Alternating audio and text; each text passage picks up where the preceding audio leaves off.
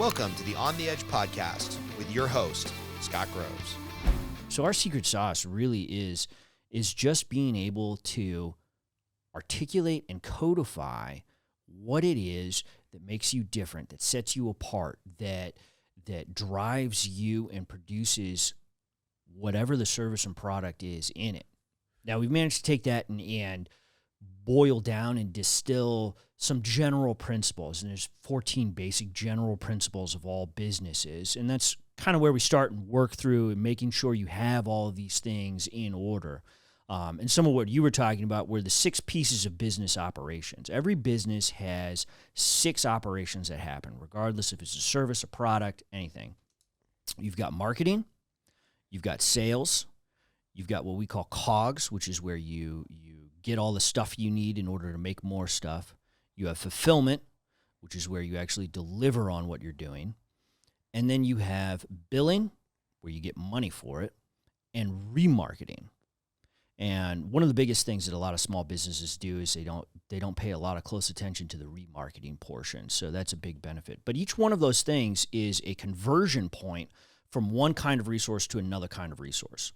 So if we start at marketing, in marketing, what you do is you spend a little money and you have some kind of a procedure that you're using, and it's supposed to generate credibility and goodwill in your target audience, right? That's what marketing is at the end of the day. You want people to recognize your brand. You want them to know about you. You want them to like you, trust you, the know, like, and trust, Yep. Right?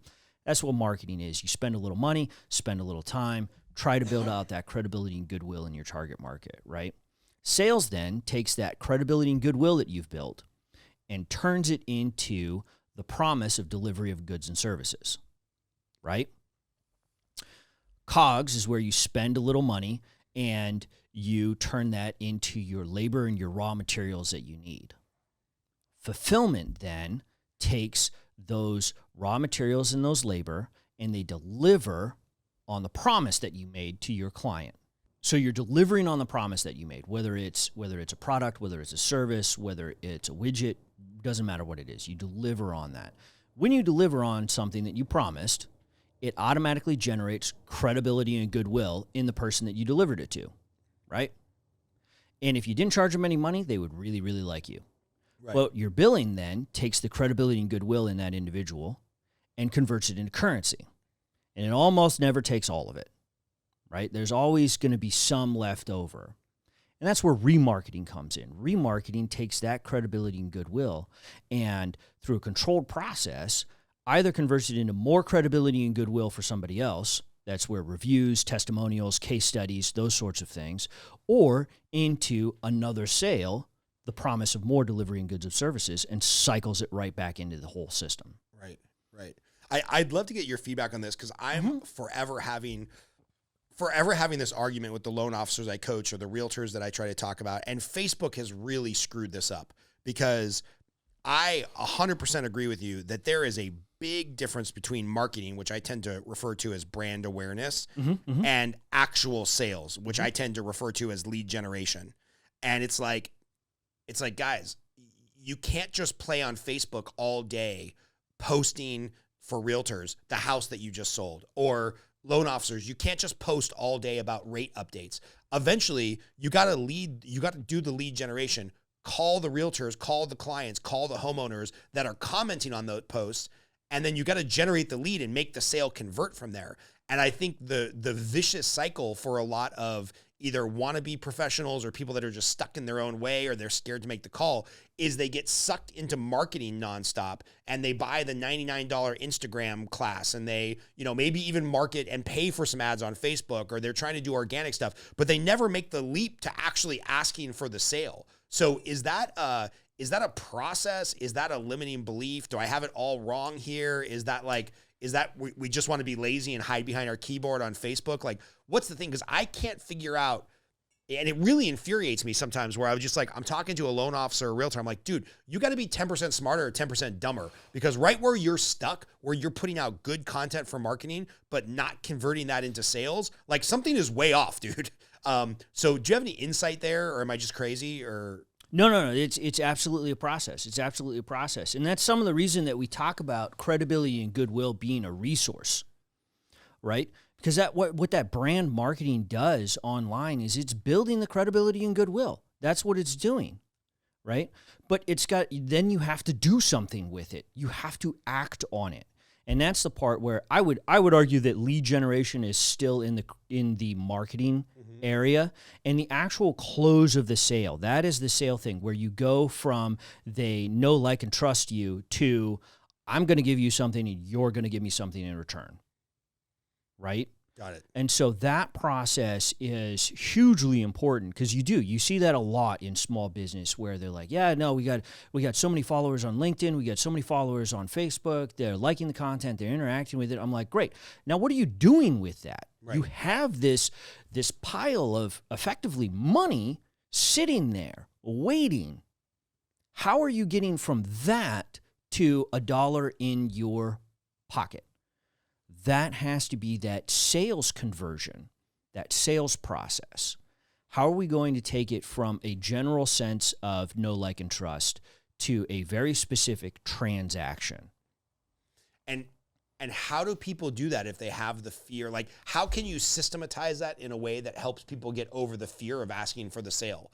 Because I know people who will, for whatever reason, maybe they're a intellectual philanthropist, maybe they're scared to ask for the sale, maybe they feel tacky like a used car salesman. How can we trick these people into systematizing that process so they can leverage some of that goodwill in marketing, which is a resource, which is something that they worked on. It's coal that they already mined. How can we help them light it on fire and turn it into a sale? Right. So some of that goes back to mission, vision, values, and what actually drives them, right? There's a huge portion of it that goes back to that. And then you got to ask the real question, is the marketing doing anyone any good? Are the clients, are these real estate agents helping people by showing them what other people have bought? Does that help anybody buy a home? I'm going to say no. It doesn't. It's nice, it's fun to see, and it gives you a sense of trust in this individual that's obviously doing a good job selling these homes. But it's not until you are actively selling somebody a new home that you've really helped them make a new life for themselves. So that's where we start having the conversation. Like, what is it that's motivating you in the long run to do this anyway? And then specifically, how do you do that? What is it that you do? What is it that you don't like about it? Do you not like cold calling them? Do you not like reaching out to them? Well, why not? Do you not think they deserve a home? Do you not think you're the best person to provide them a home? If that's the case, are they the wrong market? Are they the wrong demographic? Are you marketing to the wrong group of people? You see what I'm saying? Yeah. Yeah, and so you start the conversation in that area, and you'll quickly be able to figure out that, like, no, I love selling homes. I've sold homes successfully. This is where my marketing content is coming from. These conversations that lead to the sale happen because I'm doing X, Y, and Z, whatever it is. I'm hanging out at the local bar, and somebody's like, "Oh yeah, I recognize you," or I end up meeting somebody through some group. And so none of the people that actually I'm marketing to are the people that I sell to. Right. Well, then you're putting your eggs in the wrong basket. You're looking at the wrong thing. So we need to change your marketing a little bit, or we need to change how you're structuring your sales and realize that, yeah, there is coal there that needs to be set on fire. Don't be afraid. They already know, like, and trust. They just need a little push. Right. I pick on my buddy Cole all the time. So sorry, Cole, because good buddy of mine started in the loan officer business. Decided he wanted to serve veterans. He's a National Guard or a U.S. Army Reserve National Guard, I think, veteran. Was an intelligence guy, and really when he came into the mortgage business, he's like, dude, everybody's got their guy. It's going to be hard to break in, but if I can become a subject matter expert on VA loans, maybe I can break in and kind of find my niche. So. He just recorded this video of him on Facebook saying, like, hey, I'm about to walk into this open house and talk to this realtor because one of my clients is going to make an offer on this house. And I need to explain to this realtor how a veteran doing zero down should not be at a disadvantage against other borrowers because they're not doing zero down because they're broke or they're less worthy or they're less credit qualified. They're doing zero down because they're taking advantage of their veteran benefit. So he goes inside, he has the conversation later. Something happened where a couple of veterans groups picked up that video, and for the super boring mortgage business, that video getting like 50,000 views was super, super viral for the mortgage business. You know, we don't have sexy content that goes viral and gets millions of views. No.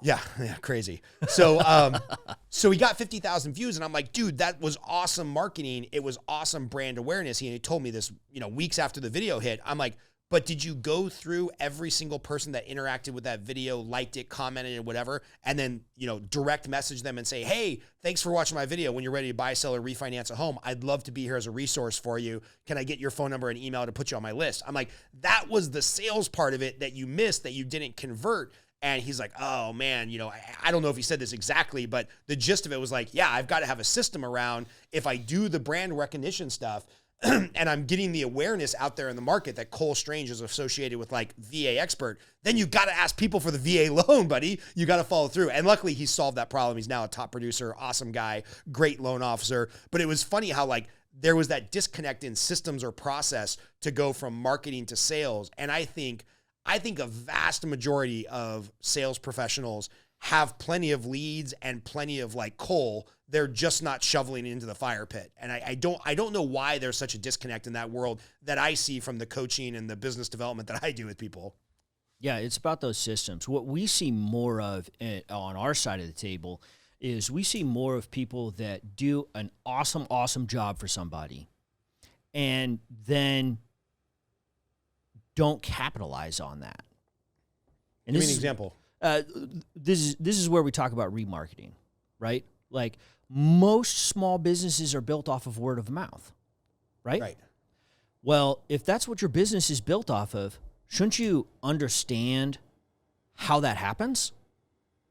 So that you can give it a little kick in the pants where it needs a kick in the pants, so that you can actually ask for the review, so that you can actually ask for the testimonial, so that you can actually ask and feel comfortable asking, hey, do you know somebody else? Yeah. Right? So that's usually where we see it. And so that's the importance of that remarketing. You know, how else can I help? Do you know anyone else I can help? Do you have friends that would like to buy this beer mug? What is it about this beer mug that attracted you in the first place? Where do you hang out? What do you do? Like, we can get all of that massive big data demographic research that the metaverse now and LinkedIn has. You can get that on a very small scale if you know what information makes sense to collect. Mm-hmm. And people will give it to you willingly, because I am 100% convinced that no small business is converting every bit of goodwill and credibility that they've generated when they deliver a product or a service into money. Totally. There's stuff left over just from the experience, just from doing what you said you were going to do. You automatically get bonus credit right there. Right. And so capitalize on it. Do something with it. It's what your business is built off of. Understand how it happens naturally. Line that out. And then you can start making it happen unnaturally and more effectively. Yeah. You know, that's so funny, line iteming that out. We hosted a live event about 3 months ago, and my buddy John Israel, who wrote a book called Mr. Thank You, he's really good at digging into client interaction, client experience, asking for like referral only. And we had a room of about 60 loan officers, and there was some ballers in this room, $100 million producers, $150 million producers. There was a lot of horsepower of knowledge in the mortgage industry. And John's going through his whole thing, and he started out his career doing thank you gifts. And everybody's like, okay, yeah, I send the thank you gift, but what's the most impact to get out of the thank you gift? He's like, oh, it's really easy. One of the systems you have to have is at the bottom of the thank you card that goes with the thank you gift. You just say, hey, Mr. and Mrs. Client, when you receive this, give me a call so I know you got it. You know, you're sending them a $100 knife or a $200 care package or whatever. And that simple step of like, okay, now they call you to tell you they got the gift, and now you go into your remarketing. Hey, Mr. and Mrs. Client, I'm so glad you got your gift. Hey, a couple things to expect about your mortgage now that we've closed the transaction. You're going to get a lot of junk mail. Make sure you give me a call anytime you see an interest rate that maybe looks appealing, and we might be doing a refinance in a month, a year, a decade. You know, we work by referral only. You know, at the end of the day, I promised I'd help you get into this house. We got you into the house. Anybody you know, I'd love to talk to them. Oh, and by the way, your first mortgage payment is, so it's part educational, it's part sales, it's part that. Every single person in the room, I was standing back doing some videotaping and kind of mediating the room. I was standing back. I literally saw a light bulb go on over everybody's head of like, oh shit, that's the last 0.5% of effort that's going to be the remarketing that gets me the next deal and the referral and the next deal and the refinance. And you could just see it. Like, these people are like, Jesus, man, I'm going through 99.9% of the work to get them pre-approved and get them into a house and get the deal closed and thank the realtor and talk to the listing agent and all this logistical shit. And it's that last step of remarketing that's going to have the most forward-reaching impact. And I'd be willing to bet you 45 of the 60 people left that room and did not systematize that, and they're not doing it to this day. I immediately pulled my executive assistant over. I'm like, hey, every thank you card that goes out from now on has that sentence at the bottom of the thank you card, because like, this is gold. This is just shit we don't think about when we're in the throes of our business. Hence, full circle, why a business person needs somebody like you to come in and checklist this shit. Because if not, it never gets done, right? Yeah, yeah. A great example of what my realtor did when we purchased a home recently is he got a annual subscription to, I think, Harry's Fruit, right? So every month we get a thank you from him.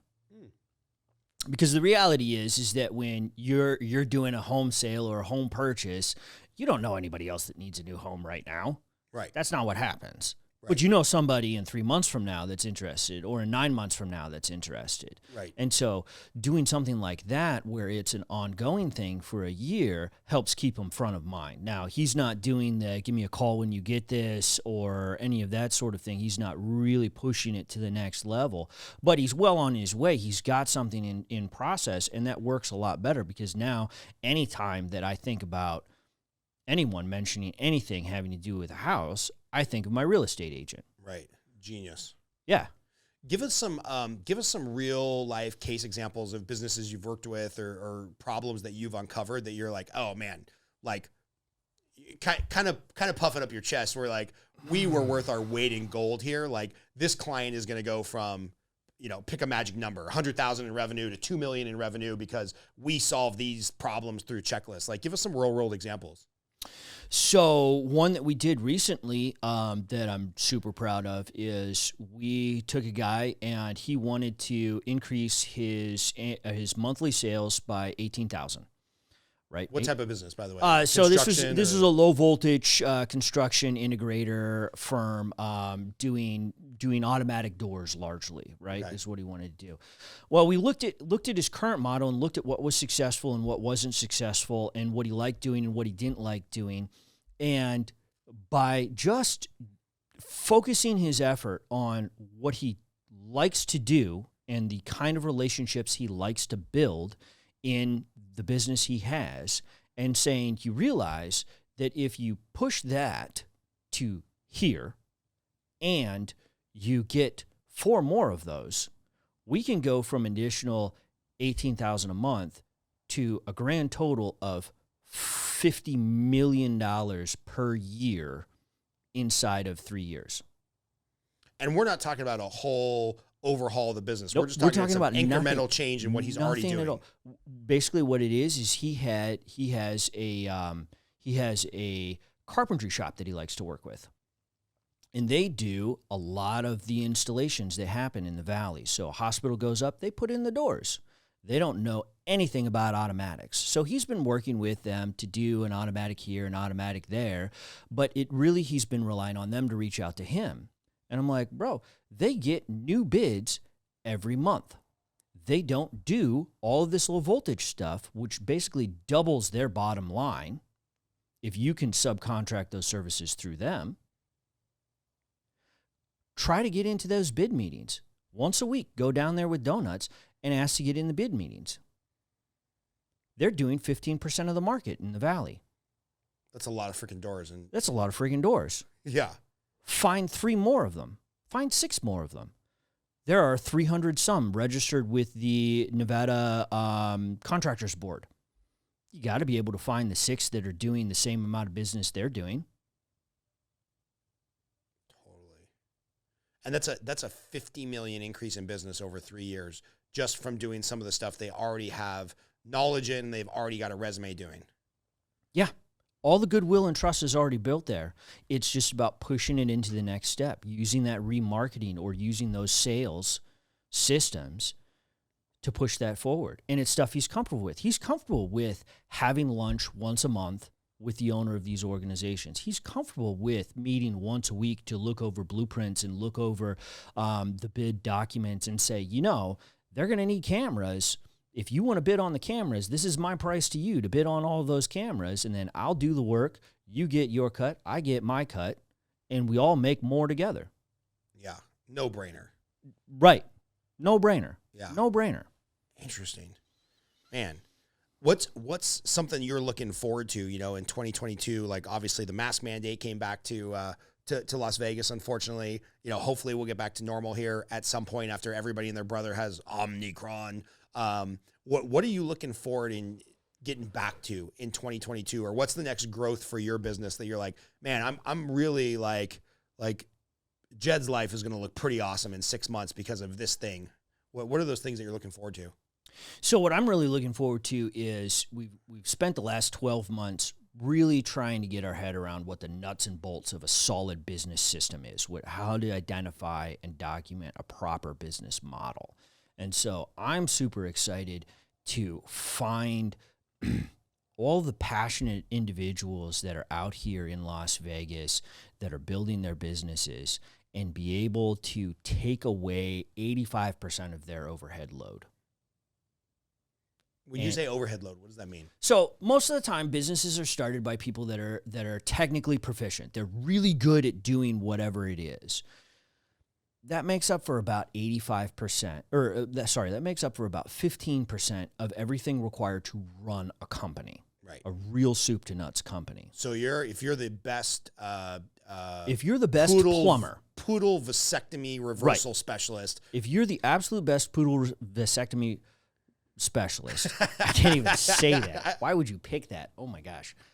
If you're the best at that, that doesn't mean you're the best at marketing. That doesn't mean you're the best at sales. That doesn't mean that you're the best at figuring out what the good deals are on getting labor and getting the resources that you need. It doesn't mean that you're the best at how you structure your bills and how you charge people money for it.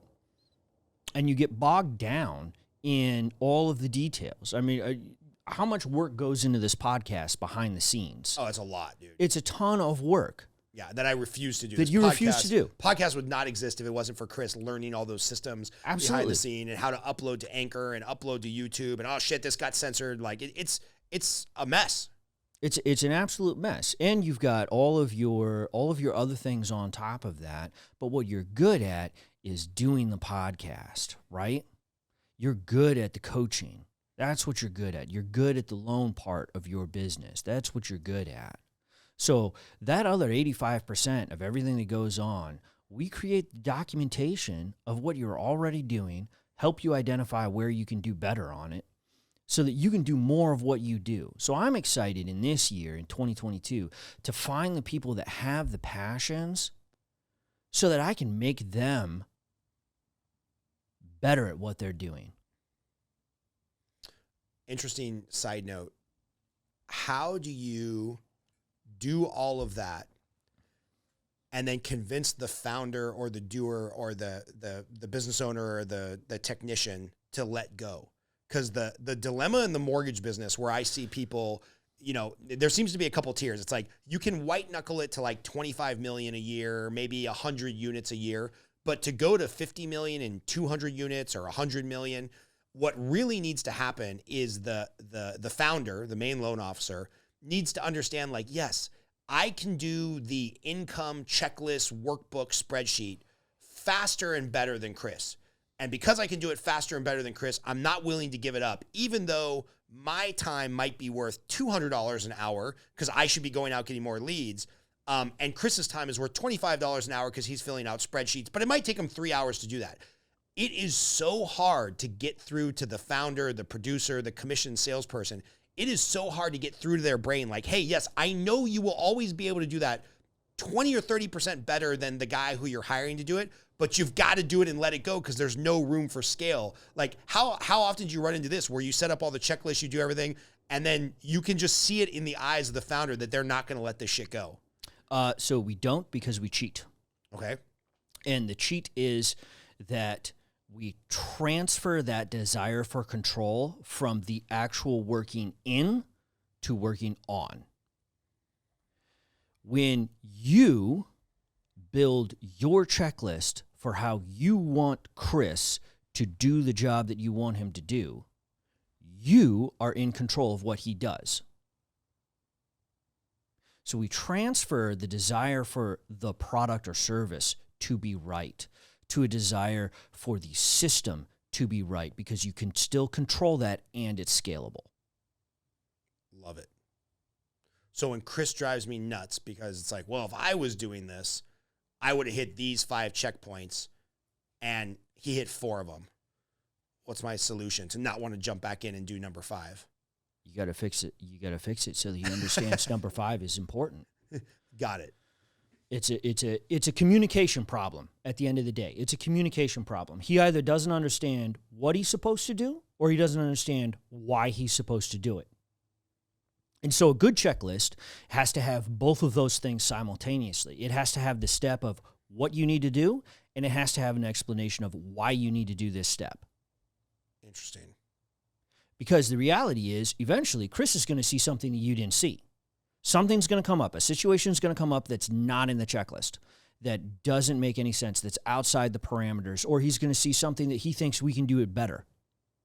If he doesn't understand why these steps need to be followed, he won't follow those steps, and he won't make sure that those steps are duplicated in the new process, and he won't be able to explain to you why we should change the step. Makes a lot of sense, man. Makes a lot of sense. I love that. I love that. Okay, couple interesting questions. Sure. I should really start with these questions as like get to know you. Best thing you're doing as a father right now? I don't have any video games in the house. Oh, I like that. I like that a lot. I hate video My games. kids, I convinced them that I would pay them $1 every time they completed a bingo sheet, and the only way to complete a bingo sheet was to read a book. Ooh, that's a good one. That was my wife's idea. Of course. The saint. So they read books and play with Legos, and I don't pay them for it anymore, and they think it is the best thing in the world. Amazing. I love that. I've got a friend who is a stepfather to just an amazing kid who's now graduated from USC, working in the entertainment industry. And I think he came into the kid's life when his kid was around 8 or 9, and he was like, oh, he's like, some of the foundational stuff is already there. I'm not going to change that at 8 or 9 as stepdad. But original dad was long gone out of the picture. He's like, but I want to have some impact on this kid. So he started almost right away bribing him for book reports. So he was like, starting at 8 or 9, my buddy's a voracious reader. He's got a shelves and shelves of self-help and autobiography and military history and business books. And, he started age appropriate, but he was like, hey, read the book and give me a 3-paragraph book report, and that's $20. And that continued all the way into college, where he was like, hey, son, I don't want you to focus on having some bullshit part-time job when you're trying to get straight A's at USC, but in addition to your extra workload, you read these books and give me, a 3-page or a 20-minute verbal report on the book. I'll give you $200 per book. So, this kid's reading like Rich Dad, Poor Dad, and, how to win friends and influence people. And just this whole separate practical use education when he's going through his formal, USC education that was kind of career jargon. And I mean, not surprisingly, the kid is crushing it. And maybe it cost my buddy $10,000 over 12 years. And he's like, I would have spent that on video games and Legos anyway, if he wasn't reading the goddamn books. So it was an amazing way to go about things. We're doing something very similar. Instead of book reports, we're doing topic reports. Oh, nice. How does that work? So you give them a topic, you have to research it, outline it, write a report, give a presentation on it. Amazing. Because the reality is, my kids are homeschooled. But the reality is that as parents, we're never going to be able to teach them everything they need to know. Right. There's just no way. But if we can teach them how to identify authoritative information, how to draw conclusions, and how to communicate those conclusions to other people, They have everything they need to be successful in whatever it is that they do. Professional, personal, doesn't matter. Love it. Love it. All right, easier question. Okay. Favorite movie or movies and why? I thought you said an easier question.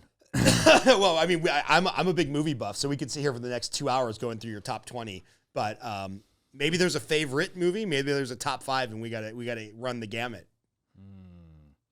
So to preface this, I have a personal library of over 1,300 movies. Yeah, perfect. I'm with you. Oh. On Amazon, we now have a personal collection of 1 billion movies. Right. So right. No, I'm not counting any of the streaming stuff. Right, I'm talking my own curated collection. Gosh. As a family, we annually rewatch all of the Lord of the Rings and all of the Star Wars movies every year. Phenomenal. The Marvel Cinematic Universe is really impressively done. Why do you think Lord of the Rings has stood the test of time? Because when those movies came out about 12 years ago now, 13 years ago, somewhere in there, I think I was in my 20s, maybe. Do you know how long ago? When did the Lord of the Rings come out, Chris? We got to look this up. 2000, 2001. Okay, Jesus, 20 years. I am getting old. I remember my buddy, my best friend who now lives in Singapore. He works in mergers and acquisitions for Citibank. At the time, he was either living in New York or then London and whatever, doing the whole around the globe with Citibank thing because he was like a single guy. They could work him to death. And he would find a reason to fly back every Christmas so he and I could go to the Lord of the Rings because we read them together as we were kids. And, I mean, those books are 70 years old now. Why do you think they stand the test of time when so much other stuff has become kind of either faux pas or, kind of out of sorts or feels dated? Something about those books are like timeless, and the movies were just interpreted at an amazing level. Right. Well, you touched on some of it for sure, which is that the source material is timeless. The source story is timeless. And I think a lot of that has to do with, while the setting is completely fantastical, the empathy we develop with the struggle and the ability for all of us to see various forms of that struggle in our own lives. We all have our precious that we know we need to go to destroy, but it's an uphill battle and we've got to fight it and we can't do it alone and we've got to have a friend with us and we've got to have people supporting us to tackle whatever that issue is, whether it's personal, whether it's professional, whether it's a bad habit, whether it's, a traumatic event, whatever it is. I think a lot of people can draw a lot of allegory out of it. And that makes the source material timeless because it's not about Frodo in the ring. It's about the deep struggles that we all experience as people and how to overcome those, and that there's hope that we can overcome them.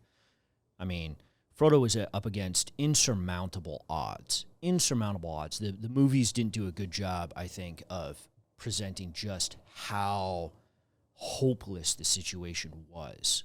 Right. If you go back to the books, it wasn't going to happen. There was no way that a random hobbit from a random place, a random farmer, would be the one to save the world for all time. It's so funny you use the word allegory because I've heard people describe Lord of the Rings. Oh, it's clearly an allegory for Alcoholics Anonymous and fighting addiction.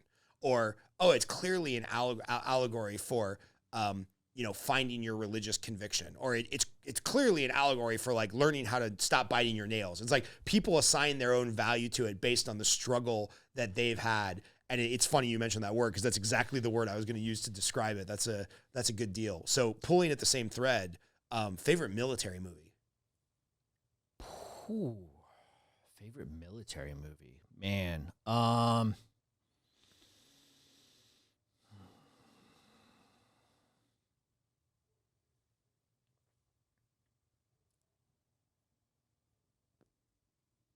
really like the sideline military movies. So I really enjoy military movies. Black Hawk Down, military movie, just fantastic. Yeah, But it's my 1B, by the way. I got a 1A and a 1B. Yeah.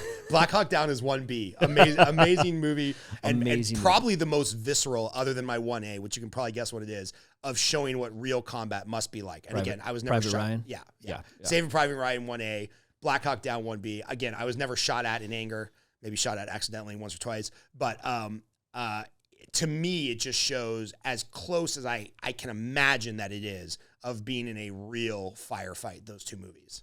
And so because of my proclivities to the logistics behind it, I love the side acts. So Dunkirk. Oh, phenomenal movie. Right? Band of Brothers. Another amazing show. The King's Speech. You know, I've never seen The King's Speech. Oh my gosh, you got to see The King's Speech. All right, I'm putting it on my list. You got to see The King's Speech because here was, I mean, the king had a stutter and the world was going to war, and he had to give the speech that we're going to war. Right, that's the basics behind it. But that one and a lot of the stuff about Churchill, just the amount. Not to downplay anything the military does, but the military is based around you put a bad guy in front of me and I shoot him, or he shoots me. There's black, there's white, there's clear rules of engagement. We know what's going on. You know, even though there's the fog of war and all of that happens, it's the knife edge. It's a very focused thing. When you look at the King's Speech, when you look at like some of the stuff about Churchill and Dunkirk, where there's so much more difficulty in getting the tip of the spear to where the tip of the spear needs to be, and the heroic efforts that go into that are not blood and guts, but are even more important in tears and hearts and minds. Like, that gets me up and going. Yeah.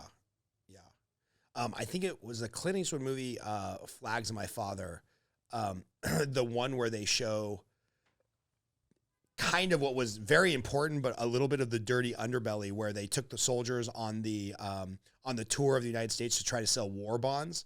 I thought that was a really interesting, like, logistical look at, like, oh yeah, the U.S. doesn't win the war unless they bring soldiers back who were maybe what we would now call fake valor or borrowed valor, to go out to basically be propaganda wings of the U.S. military to sell war bonds, because the United States government did not have enough money in the treasury to fight World War II. Like, they had to have grandma emptying her coffee can, 10 years removed from the Great Depression, in order to buy war bonds to fuel the military machine. And it's like, something about that movie really resonated with me. Is like, oh, this is a whole different look at World War II that you don't get on the Saving Private Ryan, people getting shot and their arm blown off. It's pretty crazy. That's the remarketing process. Remarketing, that's what that is. That's the remarketing process. Yeah, the government's even good at that. It's crazy.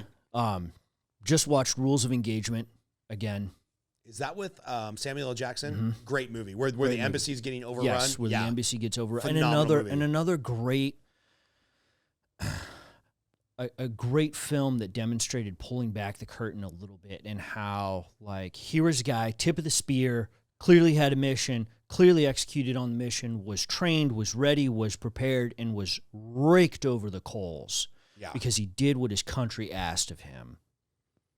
Yeah. And it wasn't until, they were able to pull a rabbit out of the hat that it all came together and was okay. And those are honestly the greater struggles, I think, that a lot of the military and service personnel end up dealing with, more so than combat. You talk about combat. Well, combat, when people serve in combat, that is a tiny fraction of their overall life. It's the ramifications and repercussions, both personally, professionally, psychologically, that all flow into that, with people not being there and not understanding what went into that, and the people that were there maybe not understanding what went into getting them there and what they were supposed to do and why they were supposed to be there. I always feel like with that particular one, it's an embassy in Yemen, and it feels a little like maybe the colonel wasn't properly briefed on the tensions in the Middle East and how rough that was. Yeah. And if he had understood that better, maybe he wouldn't have fired into the crowd that was firing at him, because he understood better the regional political ramifications of that. Yeah. We don't know. That wasn't ever addressed in the film, but that's something that, my little brother served in the Army, and that was something that it came up in discussion once or twice, was just not really understanding, why are we here? Why do you want us to be the tip of the spear? Yeah. Why do you want me to follow this checklist?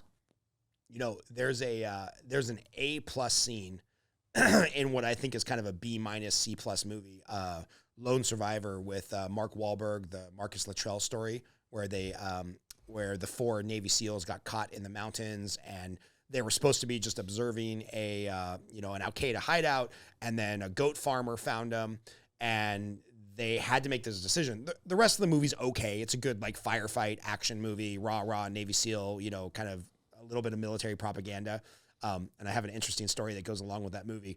But there's an A+ scene, about 5 minutes of that movie, where they get the sheep herder and his son, and they're trying to make the decision, do we let them go and try to run for high ground, or do we slit their throats and save ourselves? And there's this dialogue between these 4 Navy SEALs of hey man, I don't want to end up court-martialed and on CNN, even though they clearly have an Al-Qaeda radio, and the second they get off this hill, they're going to go tell those 200 people to come kill us. And there's just this A+ scene about the tension of we're making a legitimate life or death decision right now. How do we do that in a small group with a hierarchy of officers? And it's it's a fucked up scene, because the end of the movie, they didn't make it. And it's here these guys are debating for their life. And the idea of having to have that discussion, I think that scene is one of the best military, best acted, best kind of dialogued scenes. And it's probably because obviously it happened in real life, and the tension that goes on there. And it's ooh, that's some really brutal decisions to have to make. And I'm glad I never had to make those decisions in the military. Yeah, for sure. I'll have to look that one up. Yeah, it's an excellent movie. And then of course my 1A is Saving Private Ryan. I actually broke up with a girl because of Saving Private Ryan. I was in the Army. We all went to go see it, our whole platoon, and a bunch of us took our girlfriends.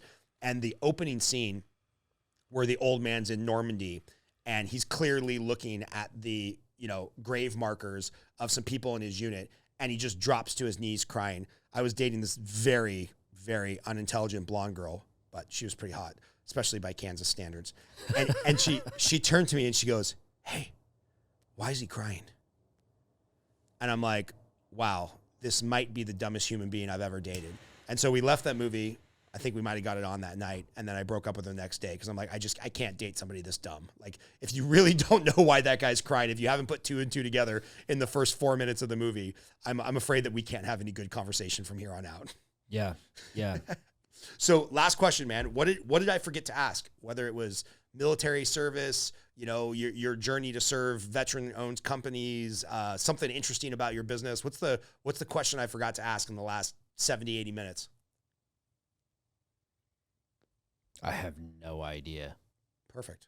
So that's usually people's answers. 'Cause I want to think it's because I'm such a great interviewer that I pulled out all the knowledge. But cool, man. Well, I just want to say thanks for being our first in person here in Vegas at the new studio. And we'll probably do this a couple times more. And eventually we'll have you and the family down to the house in LA. We'll run it back again in LA with a couple of my other veteran buddies. And I think we might be working together on some loan officer checklist development. That'd be great. That'd be awesome. Cool, man. Awesome. Thanks for being on. Thank you.